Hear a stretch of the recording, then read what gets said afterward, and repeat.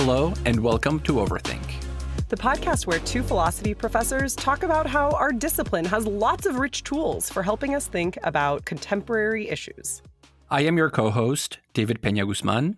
And I'm co-host Ellie Anderson. David, the U.S. State Department recently commissioned a report about how AI employees feel about the safety of their work and the incentives driving it. And let's just say the report was not particularly positive. It turns out that a lot of people working in the field of AI have a lot of concerns about its safety. Yeah, and the fact that it's coming from people who work in this industry, I think is particularly telling indicator of the fact that the general population, ourselves included, don't really know the full extent of the risks that are associated with these new technologies. It's kind of similar to, all the people who work for places like Facebook that don't allow their children on social media because they know just how addictive it is. So the fact that the people with knowledge of the inside are the ones that are, raising the red flag should be a sign that we should pay attention to this a little bit more. Yeah, the authors of the report that I mentioned spoke with over 200 experts for it, including employees at OpenAI, Google, DeepMind, Meta, and Anthropic. And these are AI labs that are working towards what's known as artificial general intelligence. Now, the term AI is a very odd one, like artificial intelligence. But the basic idea is that techies are working to create a simulation of the intelligence that humans recognize as such, which is like mostly cognition, but also imagination, right? So the development of DALL-E was not just to stiff artists and have AI become like the new creator of images, but was actually, I heard the head of frontiers research at OpenAI, Mark Chen, speak about in 2022. He said that the idea was that in order to have an artificial general intelligence, you also have to have image making capabilities. So basically, even if artificial intelligence is kind of a misnomer, the idea behind it, or the idea behind artificial general intelligence, is that we're trying to simulate the full range of what humans recognize to be intelligence. And in simulating it, find ways to make it even better. And so the reason I kind of hesitate in talking about this a little bit is because what humans consider to be intelligence, I think, is a pretty open question. The fact that it's only recently that those in the AI community have considered image generation to be a big part of it is pretty telling. A lot of our intelligence notions have to do with cognition specifically, but also this idea behind, what's the point of it, I think is like something I have no good answers for, but I kind of have in the back of my mind.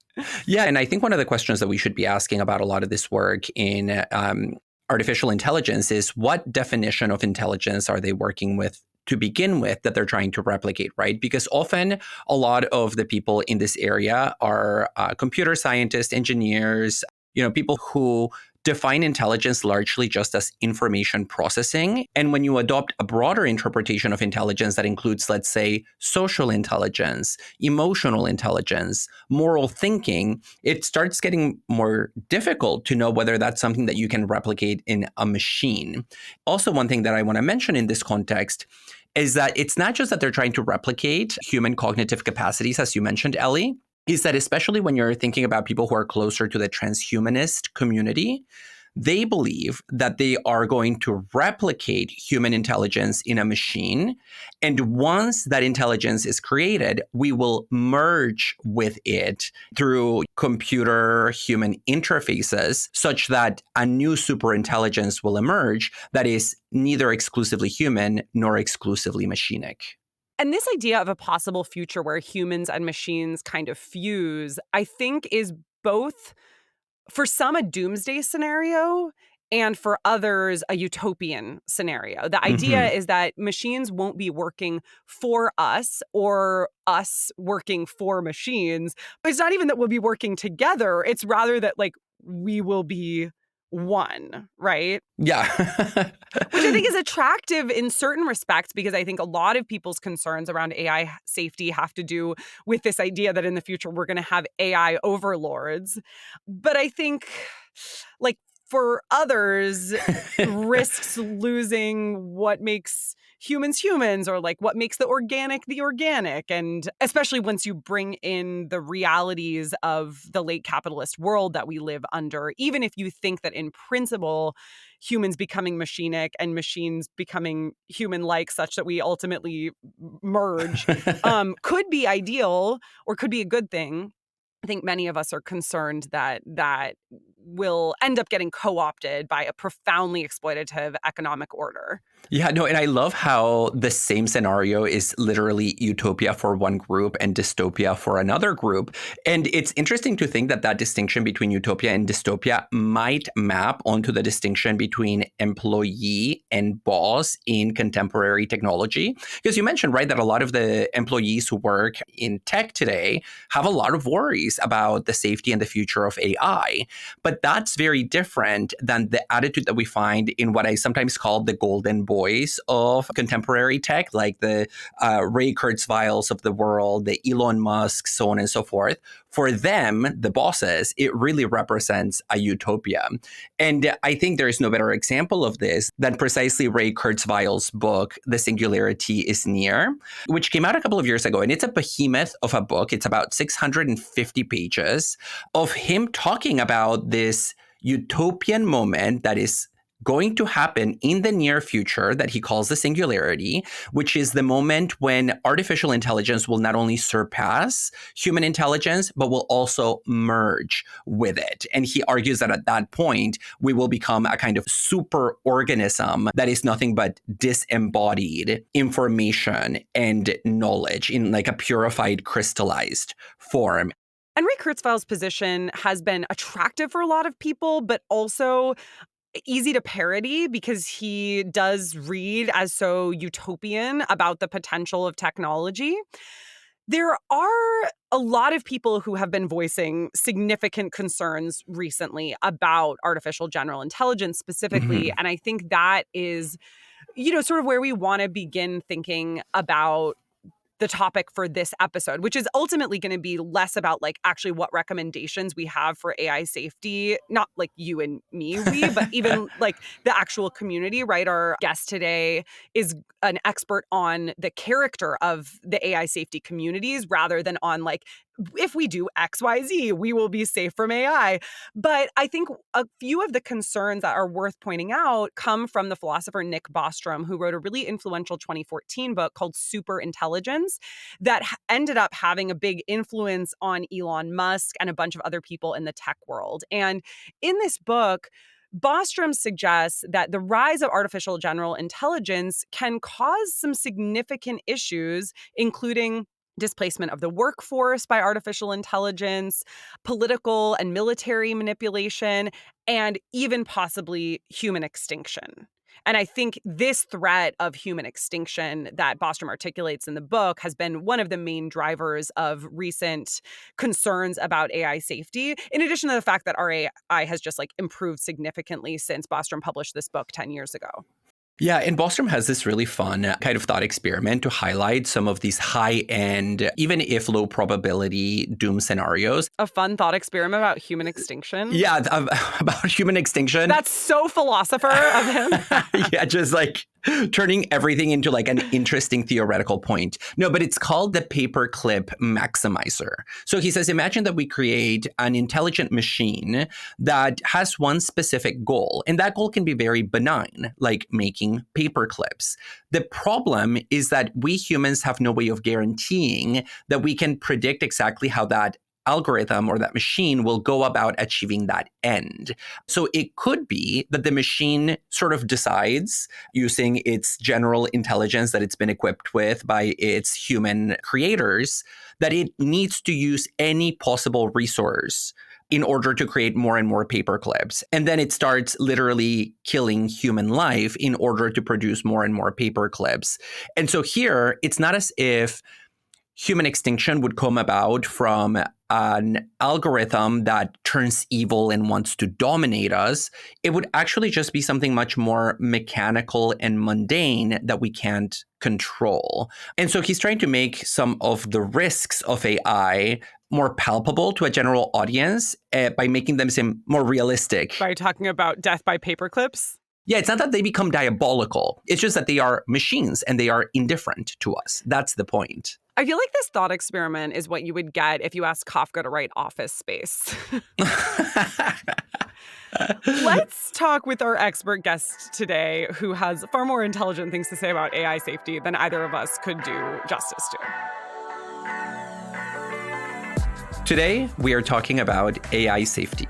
How have philosophies stemming from utilitarianism become so dominant in discussions of AI safety in today's world?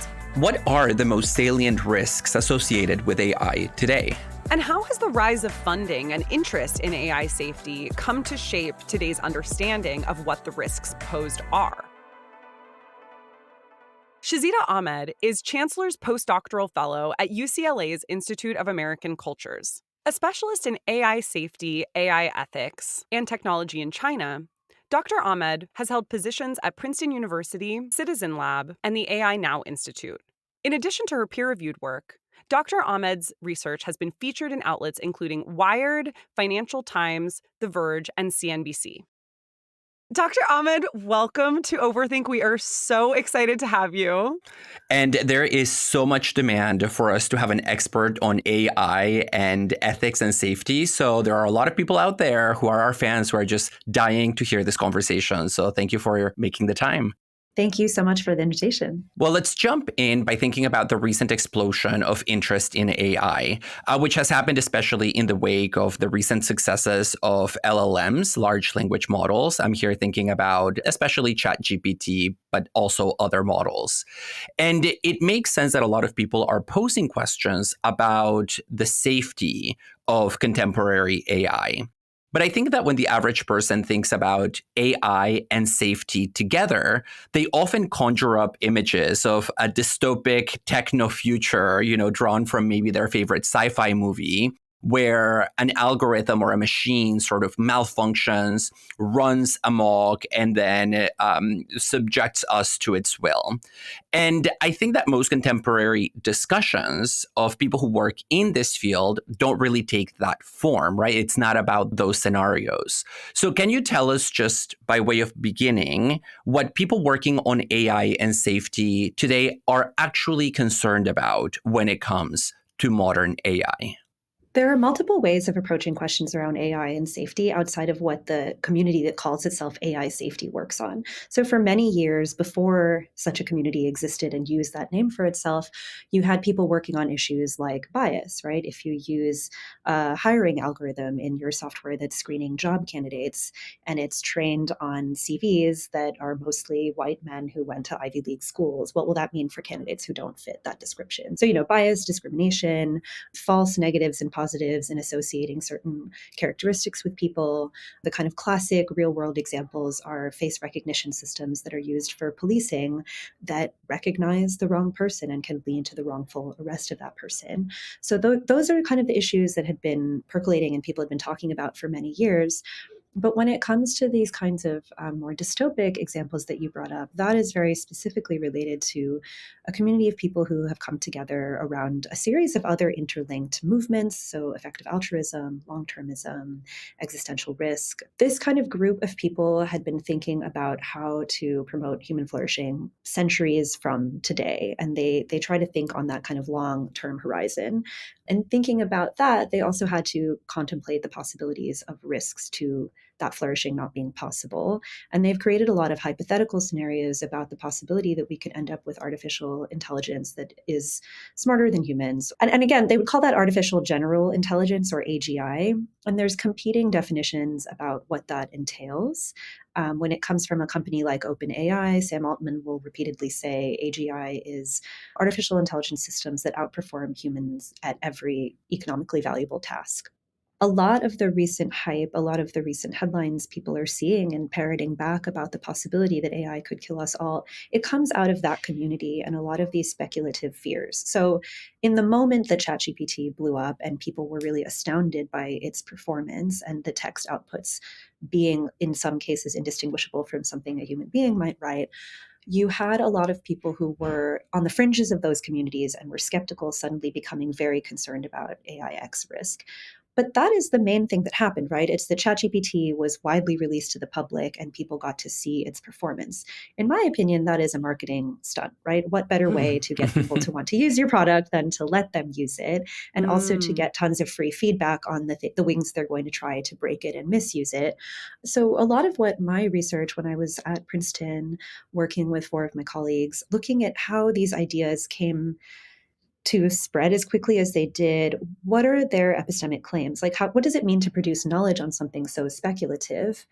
And some of the issues that we saw coming out of the communities of people interested in this, they talk about a thing called the alignment problem. So they say we can live in a utopic future with AGI if we can align AGI with human values. And that is a whole process. It's eliciting what those human values are, figuring out how to encode them into AI systems, testing them to ensure that they would be aligned under a variety of circumstances.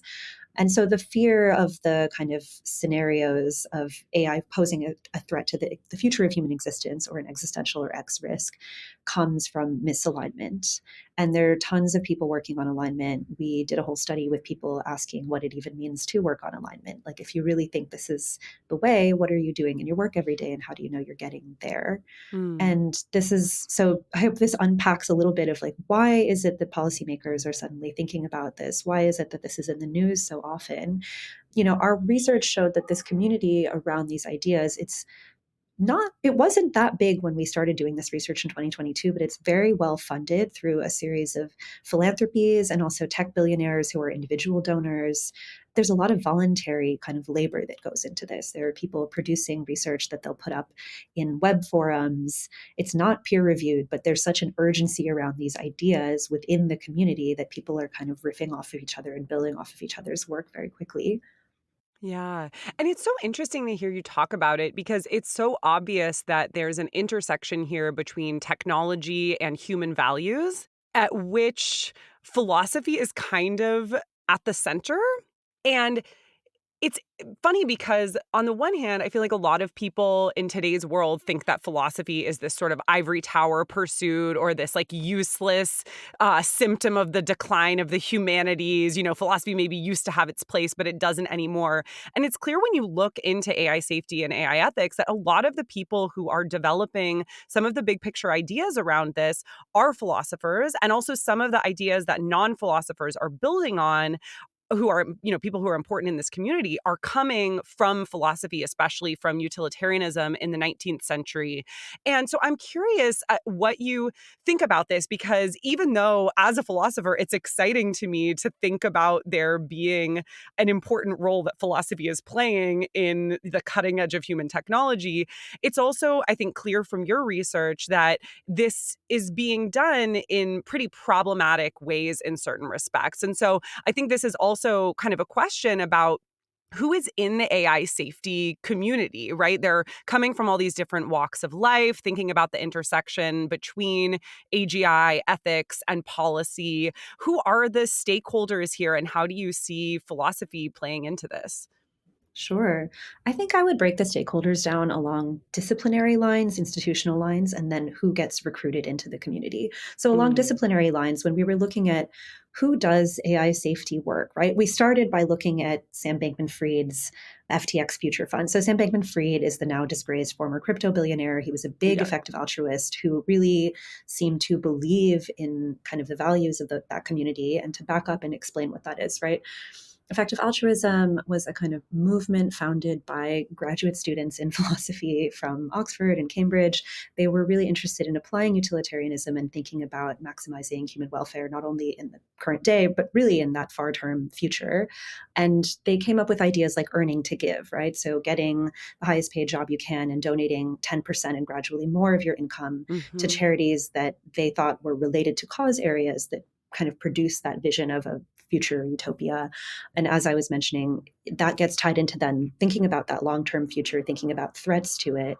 Around the same time, you had another Oxford philosopher, Nick Bostrom, writing books like Superintelligence and kind of thinking through thought experiments about that future that would involve, either having quote unquote super intelligent artificial intelligence or artificial general intelligence. He has eugenicist thought experiments in there about, what it would look like if we selected out certain fetuses in human reproduction and tried to reproduce for specific traits. I bring this up to say the disciplinary background of people who become attracted to those things we noticed were people who had studied computer science and engineering, statistics, math, some philosophy, and physics, right? There were like a few disciplines that quite a few people came from. They would start reading some of the blogs in this space that engage with some of these issues.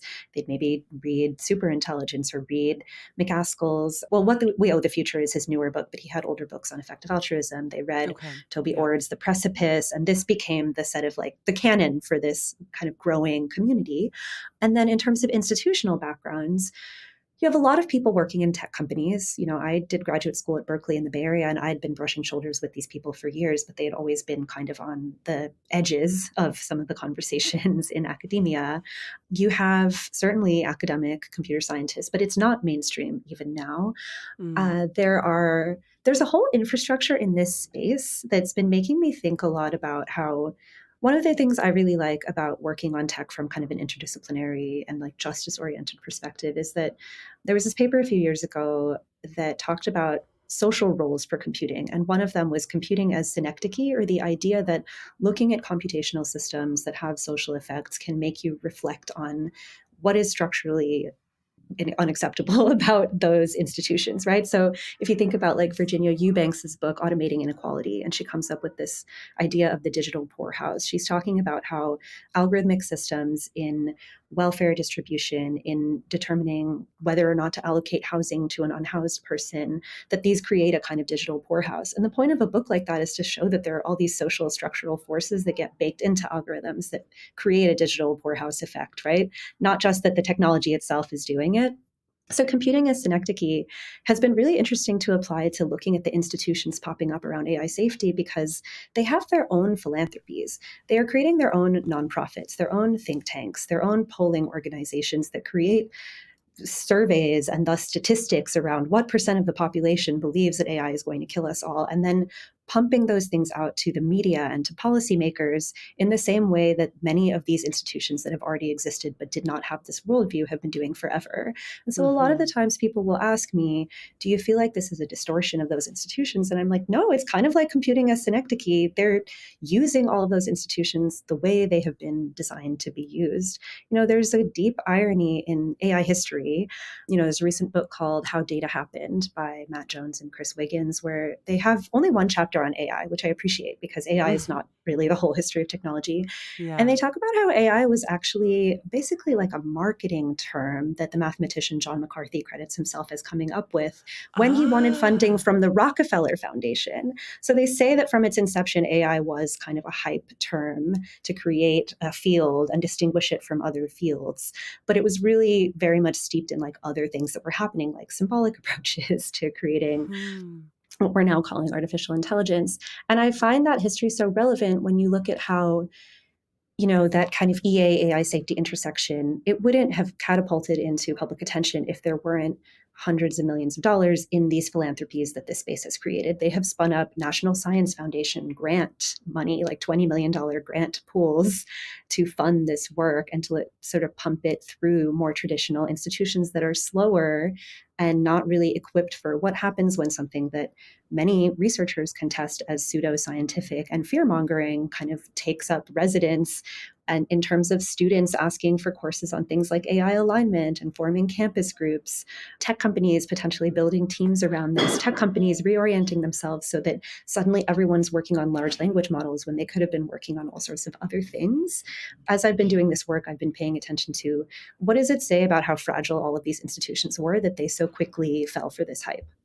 Yeah, and the infusion of cash into this discussion is so real. I mean, just in the last several years, I've noticed as a philosopher and as somebody who works in a humanities space. And as a San Francisco resident, right? Yeah, in San Francisco, I mean, you see that all over the place, right? Like this venture capital interest in AI, and also the kind of braggadocious attitude that you get from people who are not experts in philosophy to kind of just appropriate philosophical ideas and throw them because it gives them a certain kind of cultural and technological capital that they are very happy to cash in on the moment they get the opportunity. But the point here is that, yeah, there's a lot of money rushing into this intersection of ethics and AI.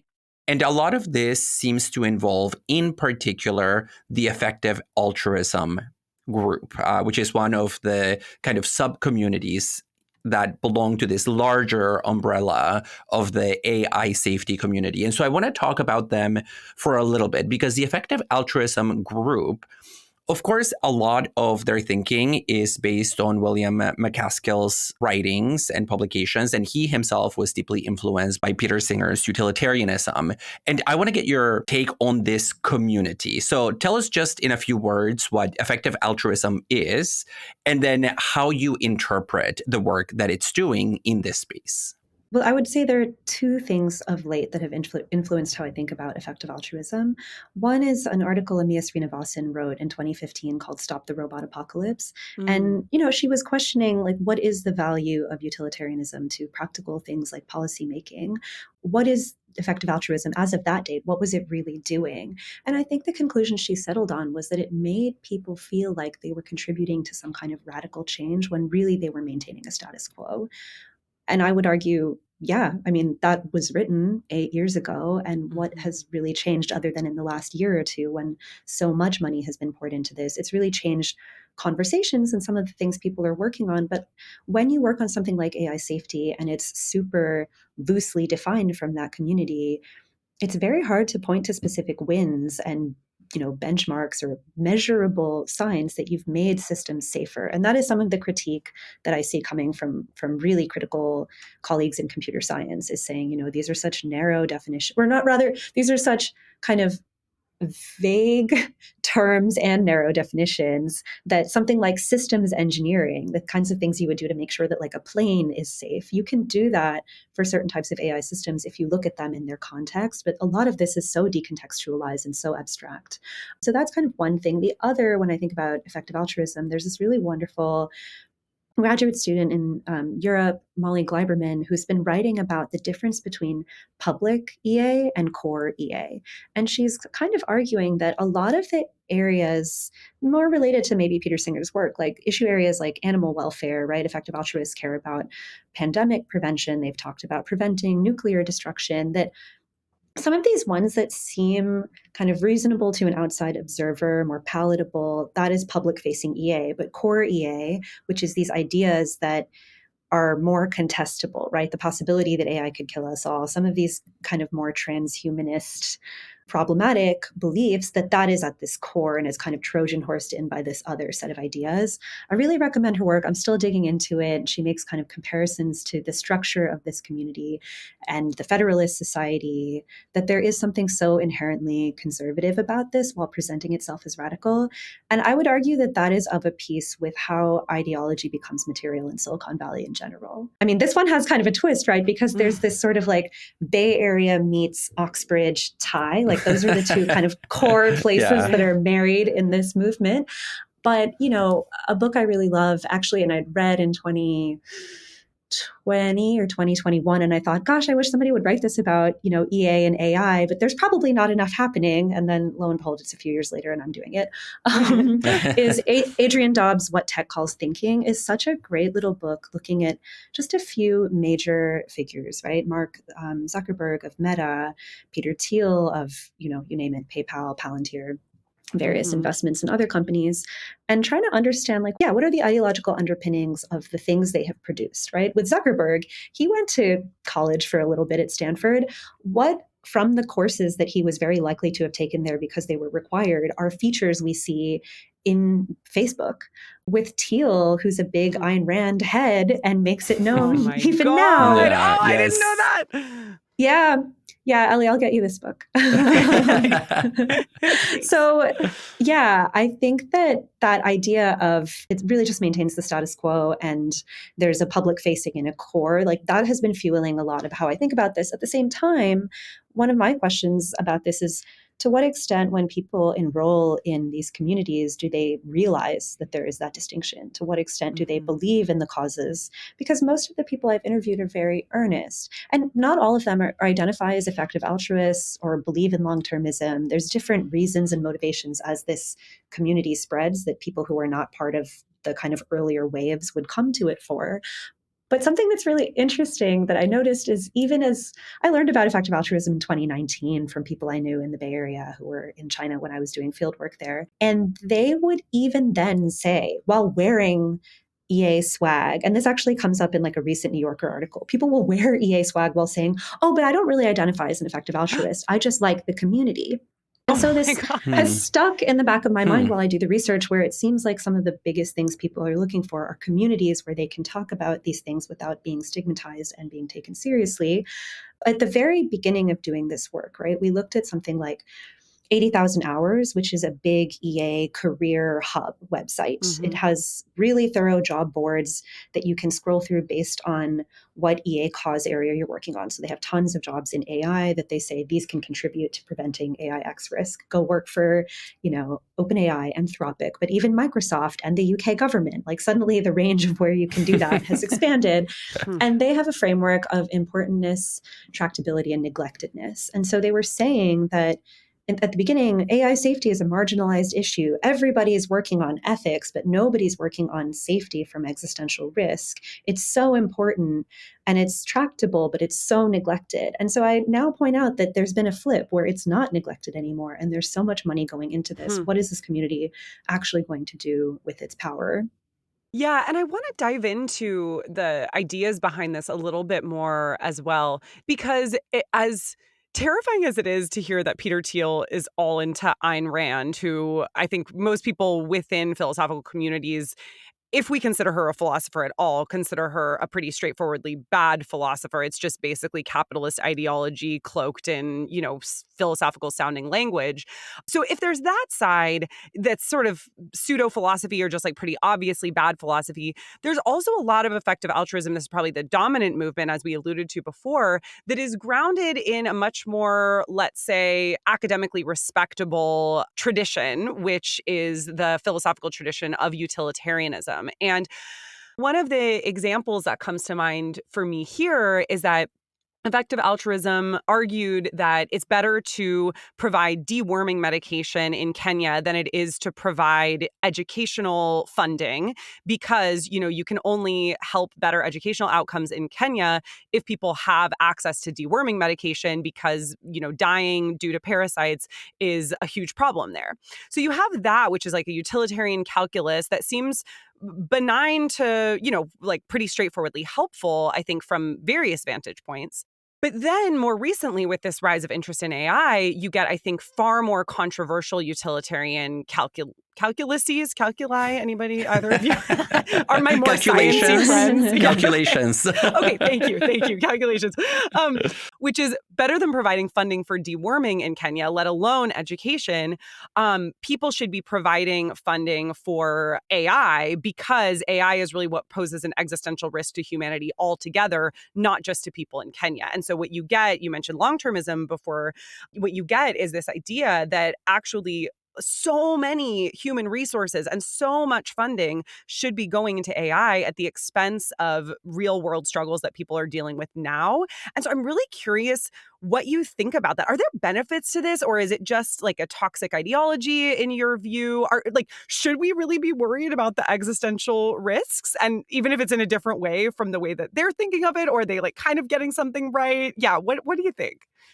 I had a really thoughtful friend who has moved kind of between the worlds of people who are into this and skeptical of it say, I do think things can get really weird really soon, and that I don't want to discard everything this community is working on. And I kind of agree, because what this community has done is they're not really challenging capitalism or the marketing that leads people to adopt AI systems at scale, right? They're accepting that that's going to keep happening because companies are very good at that and people are bought in.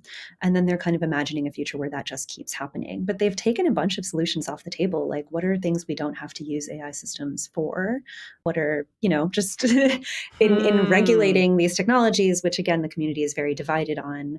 And they're never thinking about regulations people have been asking for years around hate speech or copyright or, these kinds of like bread and butter issues they would see as too focused on the present day and not deserving of the urgency and the cash infusion and the lobbying efforts as these kind of more long-term speculative ones are. What I think, even early in this project, my colleagues and I were noticing that there's short-term technical fixes coming out of some of the work that this community is doing. But I think that they've had to create a kind of self-aggrandizing hero narrative, right? We've been able to watermark GPT outputs so that somebody can see that something was written with ChatGPT and not by a human. That's valuable. Okay, this is good to know for me since I'm on sabbatical, not grading papers right now, but I will be back in the classroom soon. Yeah. Well, I don't use GPT for a variety of reasons, and I am curious about if they figured out the watermarking or not. But something like that is a bounded technical fix that makes a lot of sense. Will it or will it not prevent some of the worst case scenarios that this community is coming up with? I'm not sure. But I wonder if doing that kind of really bounded, ordinary work, and it's for a product by a company, needs to come with this narrative. Like there's really a lot of questioning of how will history remember us and the idea that history will remember any of the specific people working on this. So I've recently really thought about how much of this is both overcompensated labor for what it actually produces and how much it helps other people, and not very compensated and voluntary sometimes labor that is part of this narrative of like you're going to be the reason that we get utopia. And I don't know for how long people are going to be willing to suspend that kind of belief. So that's sort of one piece of it that I've been thinking about, in terms of is this valuable or not? And I ask people who have access to some of the bigger names in this field and can interview them publicly, ask them what we stand to lose if they're wrong. They never have to talk about that. They never have to talk about maybe this was a huge waste of money, resources, time, careers. Some journalism that was partially inspired by our work coming out of the Washington Post was looking at how the rise of AI safety on campus is basically how are college students creating groups around this, kind of tapping themselves into this network I described of philanthropies, fellowships, boot camps, ways of being in the network of people working on this, and then getting to work in the companies and telling yourself you're working on these issues and, maybe making $400,000 working at Anthropic on alignment. And all right, guys, this was my last day at Overthink. I'm going to do that next. I'm just kidding. Yeah, Ellie, we joke sometimes with our paper. It's like, now you understand how to do the culture fit interview if you read our research.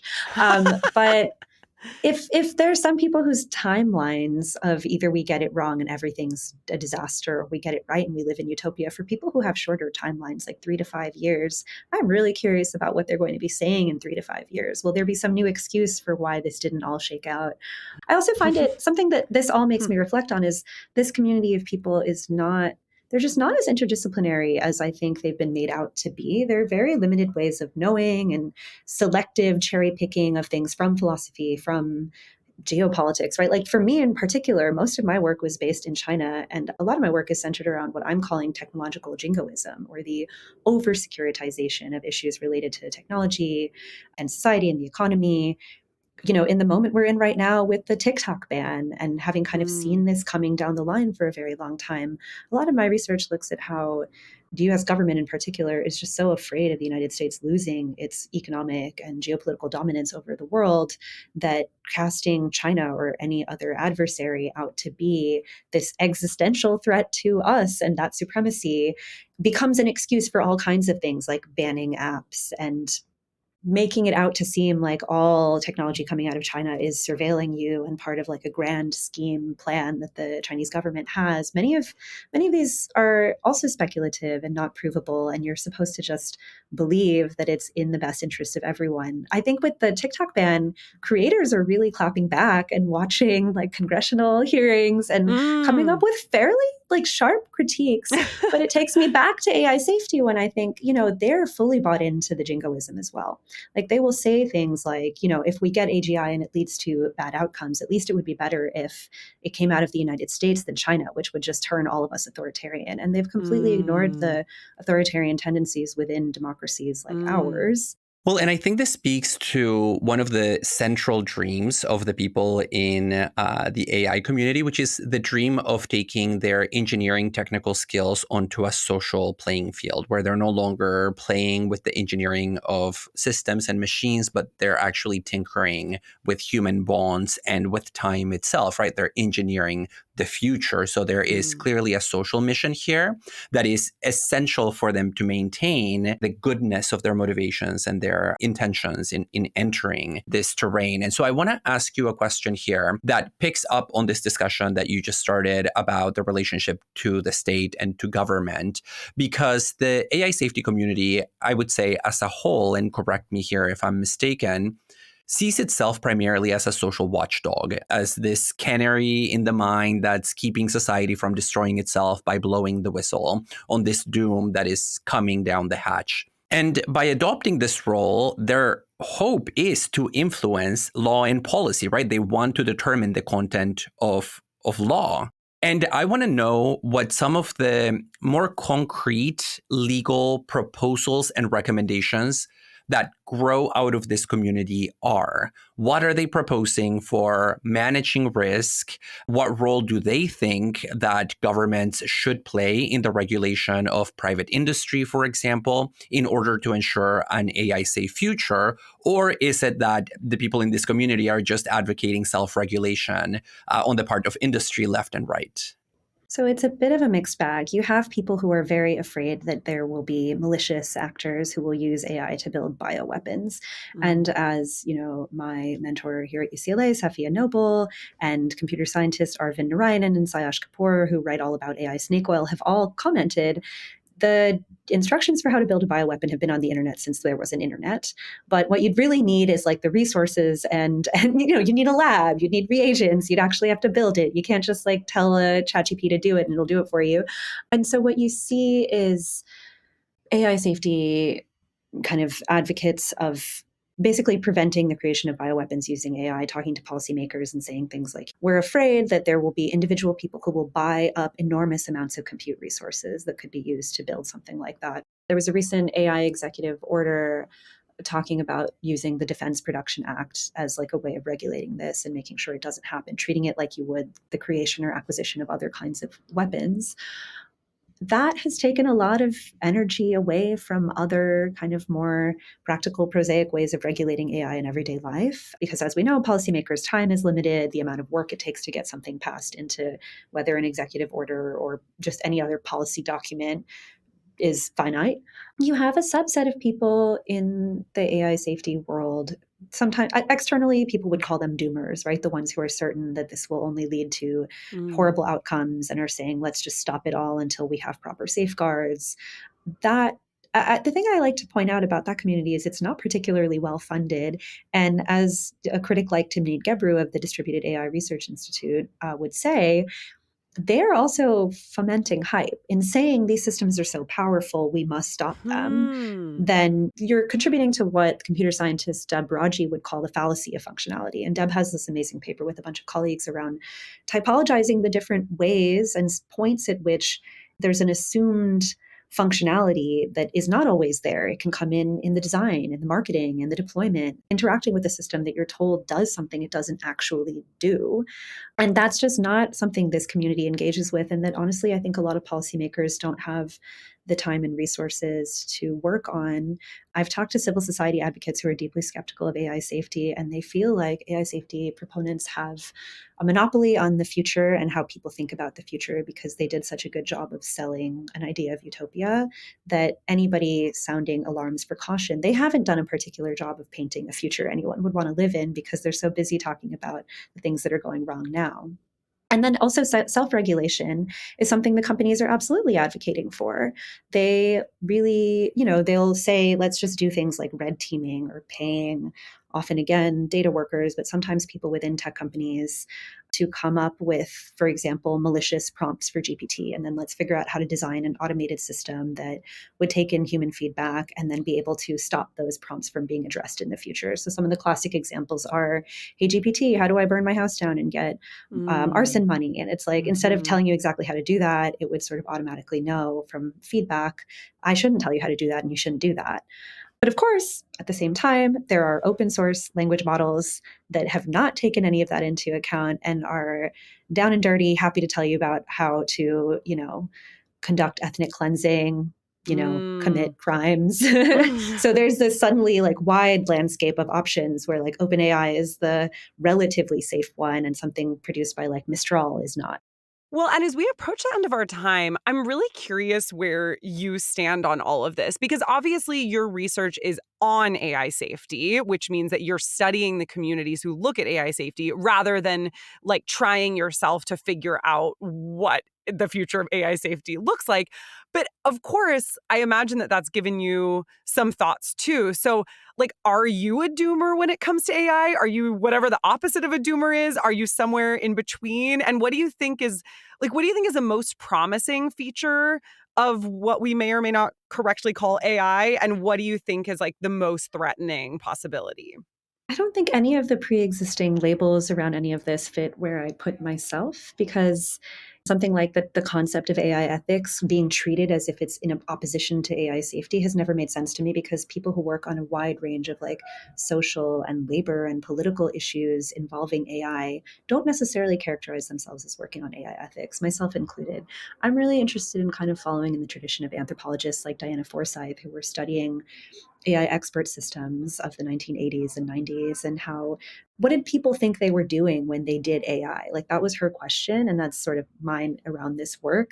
What do I think is most promising? I think right now I still come back to computing as synecdoche and making just any of these technologies telling us something else about the human experience and what in our institutions can be changed outside of technology. Some of my favorite organizations and individuals I've worked with have often talked about how the technology piece of what we're working on is such a small part of it. And it's all of these other social factors that are much more important that we foreground in our work. And what would I say is perhaps the most dangerous? I think that we've been through so many phases of saying, well, if you just taught computer scientists ethics, they'd somehow be empathetic to these causes. I don't know that that's enough, and that what that assumes about a computer scientist as a person and where they're coming from seems to be kind of misguided as well. One of the critiques coming from within this community or from outside of this community about this community from people like Timnit Gebru and Emil Torres is that AGI is like a eugenicist project, right? And there's so much good writing about techno-ableism, or the idea that technology should kind of move us all away from having bodies that are not normatively abled and kind of fit these like ideals of like an able-bodied person that is constantly improving themselves, and that disability has no place in the world. Like, this work is very techno-ableist, right? Even just the concept of intelligence and not interrogating it further. And you don't even have to grasp that far to find the eugenicist arguments in superintelligence, and that nobody in that community is really talking about that because it's uncomfortable. In arguing that AGI is kind of like a eugenicist project, it's interesting to look at then the building of the field that I have studied parallels some of how race science happened, that you had to create journals and venues to legitimize it as a science when so many people contested it. I would love to see AI safety properly engage with that. I would love to see some of these ideas around intelligence crumble, and like, what alternatives could we have instead? But that's not where money and time is going. And of course, some of the biggest proponents of this in the mainstream are edgelords like Elon Musk and Mark Andreessen. And so that really moves us away from like any of the questions I just raised. Well, Dr. Ahmed, this has been a wonderful discussion. You have given us a lot to chew on and to think about. And we thank you for your time and for this important work that you're doing. Thanks so much.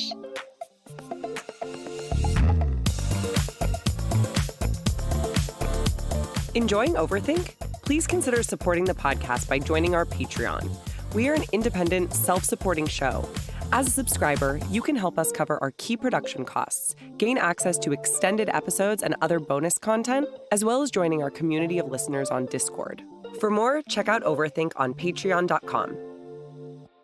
Ellie, that was such a great discussion with Dr. Ahmed. And Yeah. I cannot not mention that this is the first time we do an episode where a community of experts is the subject matter. And I found that just really illuminating. But I wanted to mention that after we finished the interview, Dr. Ahmed said, Ellie and David, above all, what I really want is for your listeners to walk away with a sense of calm about the subject matter. So what are your thoughts about this, Ellie? Yeah, I was really surprised to hear that, and to the point that we were both like, oh, we got to mention that because it happened right after we finished the recording. Because I don't know, I feel like as we were hearing all about the AI safety community as she was describing it, I was kind of coming away with the sense that there must be major risks because everybody is talking about them, even though one of her key points was this might not be worth funding in the way that we're funding it, right? So I do think that that's just something to rest on, this idea that, maybe the AI risks are not as extreme as we think, and there is at least something overblown about it. Not that we don't take these questions seriously, but just one of the things that stuck with me, and I'm not going to remember the exact term right now because we just finished recording, it was something like functional fallacy, or she quoted somebody who worked in this field who had said quite a number of years ago, I think not with respect to AI specifically, but with respect to technology, that we tend to have this fallacy in our thinking where we assume that there's a danger of a certain technology that technology has not yet proven itself to have, right? And so whether it's, AI is going to put all of the writers out of work because now you could have AI write a Shakespeare play, partakes of this fallacy because AI has not at all proven itself to be able to creatively write. Yes, it has proven itself to be capable of doing certain writing tasks, such as write copy for an Instagram post. But I would say that writing copy for an Instagram post doesn't require the same kind of creative capabilities that writing a Shakespeare play does. And so even if it's not out of the realm of possibility that AI could be genuinely creative in that sense, it is not evident yet that it can be, or that it's even tending that way, given what we know so far. I'm reminded a little bit about our AI and the arts episode, or other AI episode on this point. And so I think that is useful to keep in mind, this idea that AI might lead to the extinction of the human race because it can end up like choosing its own way. It can have freedom, requires having an inkling that AI could be capable of having freedom, which we just it doesn't have that functionality right now. Yeah, no, and I actually would go even further than that, because what you're alluding to is the case in which we see risks that are not there. We just collectively hallucinate these dangers and then make decisions about policies and about funding on the basis of that. But I think the other side to that coin is that because we're so concerned with those long-term, unrealistic scenarios, we start missing dangers that are already materializing, and we don't even consider them as risks. Because there's a section in one of Dr. Ahmed's papers where she talks about the importance of really being concrete about what the risks actually are. And I decided to follow the reference, and it's to a paper that was published in 2020 by Inyoluwa Deborah Raji and Roel Doby. And they talk about how the AI safety community overall, when they talk about risks, they never talk about the risks that actually matter to people. So, for example, think about the dangers of automating taxis. That's not really front and center in these discussions. Usually you talk about more doomsday scenarios, or even the dangers associated with the production of algorithms and machines. So one of the examples that they mention, and this is the only one that I'll list here, but there are other ones in that piece, they say often in order to train an algorithm, you have to hire a lot of humans to do the work of literally training it on the data, right? Teaching it how to classify things so that it then learns a rule. And right now, that's something that we do by outsourcing that very mechanical labor onto exploited workers, often in the third world. So I actually heard Shazeda present on a panel at UCLA this spring on AI safety and ethics. And there was another really prominent researcher there whose name I'm unfortunately forgetting now, who talked about how a lot of the content moderation and other sort of really unpleasant tasks that form the dark side of internet labor have not only been outsourced to the global south, but actually map on perfectly to former patterns of colonialism. So who is content moderating material in France? People in North Africa. Who is content moderating material in America? The Philippines. Who is content moderating material in Britain? India, right? And so, I found that to be really interesting here because I think it also pertains to both a dark side and a potential upside of AI, which is that if these unpleasant tasks are being outsourced to formerly colonized people, such that we're still living in this techno-colonial society, could those tasks further be outsourced to AI, right? And that could be a good thing. But of course, the downside of that is then, okay, well, what is coming to fill the labor vacuum for these people who are currently employed by those means? I don't have a lot of faith that the neo-colonialist capitalist regime that we live under is suddenly going to have much more meaningful work for the populations in those areas. Well, and so I have a friend in Paris who works in the space of content moderation, and he told me that one of the problems with the incorporation of AI is that even though AI can catch a lot of the content that needs to be filtered out, because companies don't want to risk even one sort of post or one photo passing their safety filter, they still end up having to use human moderators to catch them. And here we're talking about, some of the nastiest, kind of darkest corners of the internet that, people from these formerly colonized spaces are having to deal with on a daily basis. Mm-hmm. And so just the psychological impact of having to watch, child porn, murders, brutal beatings on a day-to-day basis for 8 hours a day. That's why I say it's so unpleasant. Yeah, I know. And I guess maybe I want a stronger term for that than that. But the point being is that right now it's not as if you can just automate that completely. So you still need that human component. And as usual in this episode, we're not coming away with a clear sense of you must do X, Y, Z, and then we will avoid the threat of human extinction on the one hand or further exploitation on the other, which I think is an important point because that idea that we could have that clear X, Y, Z is part of the dream of the effective altruism movement and of other members of the AI safety community that Dr. Ahmed has given us really good reason to be suspicious of. We hope you enjoyed today's episode. Please rate and review us on Apple Podcasts, Spotify, or wherever you listen to your podcasts. Consider supporting us on Patreon for exclusive access to bonus content, live Q&As, and more. And thanks to those of you who already do. To reach out to us and find episode info, go to overthinkpodcast.com and connect with us on Twitter and Instagram at overthink_pod. We'd like to thank our audio editor, Aaron Morgan, our production assistant, Emilio Esquivel Marquez, and Samuel P.K. Smith for the original music. And to our listeners, thanks so much for overthinking with us.